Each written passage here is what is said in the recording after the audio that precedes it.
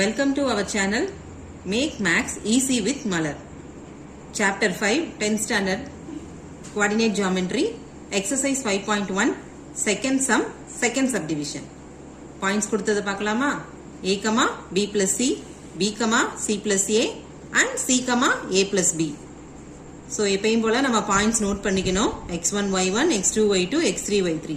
Coordinates எப்படி எழுதிக்கணும் ஈஸியா ஃபார்முலா அண்டர்ஸ்டாண்ட் பண்றதுக்கு x1 x2 x3 x1 y1 y2 y3 y1.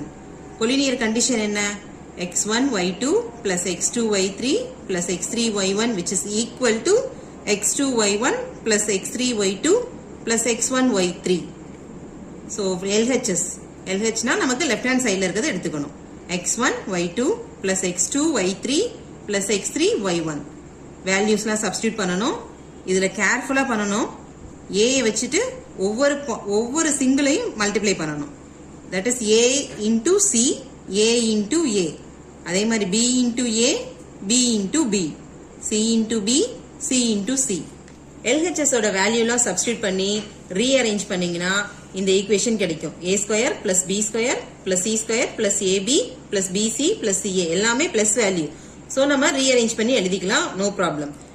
First equation LHS mark பண்ணிட்டோம். RHS equal to x2 y1 plus x3 y2 plus x1 y3. இதோட வேல்யூவும் போய் substitute பண்ணி இதே மாதிரி சிம்பிளிஃபை பண்ணீங்கன்னா சேம் ஈக்குவேஷன் கிடைக்குது. a square plus b square plus c square plus ab plus bc plus ca. இதை செகண்ட் ஈக்குவேஷன் மார்க் பண்ணிக்கோங்க. From 1 and 2 LHS equal to RHS. Therefore the given points are collinear. உங்களுக்கு புரிஞ்சிருக்கும்னு நினைக்கிறேன் students. புரிஞ்சிருந்தா like பண்ணுங்க, share பண்ணுங்க, subscribe பண்ணுங்க. Thank you.